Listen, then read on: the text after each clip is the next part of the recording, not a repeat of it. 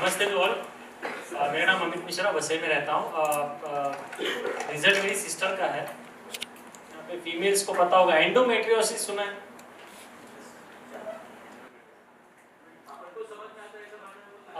अगर एंडोमेट्रियोसिस एक ऐसा मतलब पीरियड्स के समय क्या होता है कि जो ब्लीडिंग होती है वो इंटरनली होती है, और एंडोमेट्रियोसिस जब डिजीज हो जाता है, पीसीओडी के बाद का स्टेप है ये, उसमें ब्लीडिंग एक्चुअली आउटसाइड जाती है, यानी कि पेट के आसपास में घूमती है। और मेरी सिस्टर को ये 6-7 साल से था, वो भी जानबूझ के नहीं आई है, बिकॉज उसने सेकंड रिपोर्ट नहीं निकाला, बट मुझे पता वो क्लियर है अप टू डेट, मेरे पास उसका फर्स्ट रिपोर्ट पूरा है।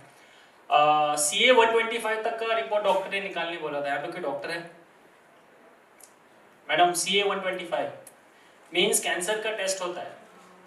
अगर ब्लीडिंग होती है ज़्यादा तो कैंसर का टेस्ट होता है। और मुझे याद है जब अभी 3-3.5 महीना पहले की बात है, और she was against Kangen actually on that point.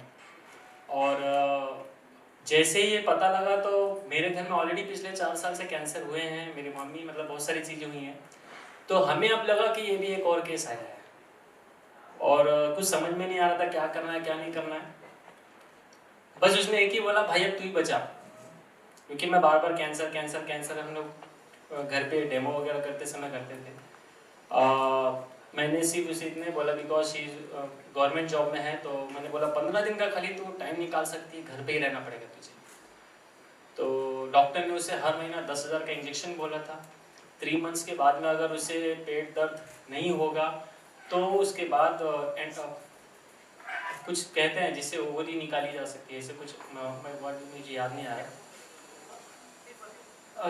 जो एक वर्ड है मुझे क्लिक नहीं हो रहा है वो। तो वो जैसे ही उसने छुट्टी लिया, मैंने उसे एक ही किया 11.5, जो मुझे लगता है मेरे घर में सबसे ज़्यादा यूज़ हो रहा है। मैंने उसे, सॉरी यहाँ पे बोलना नहीं चाहिए, बट मैंने उसे 11.5 दिन में 3 बार up to I think 1.5 litre तक मैंने उसे शुरू किया। और 15 दिन के अंदर अंदर उसका ऐसा था कि भाई मेरा पेन एकदम गया है, पूरा पेन चला गया। उसने नेक्स्ट रिपोर्ट निकाला और डॉक्टर ने पिछले 6 साल से उसे पीसीओडी सोच करके स्टेरॉइड्स पे स्टेरॉइड्स दिए जा रहे थे, फीमेल डॉक्टर। और वो बिकॉज वो गवर्नमेंट में है तो उसे इंश्योरेंस वगैरह सब फास्ट होता था, तो जो उसे समझ में आता था वैसा कर दी थी। बट अभी ऐसा है, उसको एक भी मेडिसिन नहीं ले रही हो। 1 महीने के अंदर उसने पूरा बंद कर दिया, एलोपैथी जो भी मेडिसिन था, आयुर्वेदिक भी कुछ चालू करके रखी थी, बंद कर चुकी है। 3.5 महीना होने आया है, पीरियड्स भी रेगुलर आ रहे हैं। अभी जस्ट अगर रिपोर्ट निकालूंगा तो शायद मैं नेक्स्ट सेमिनार्स में अगर ऐसा कुछ इवेंट हुआ तो मैं करूँगा।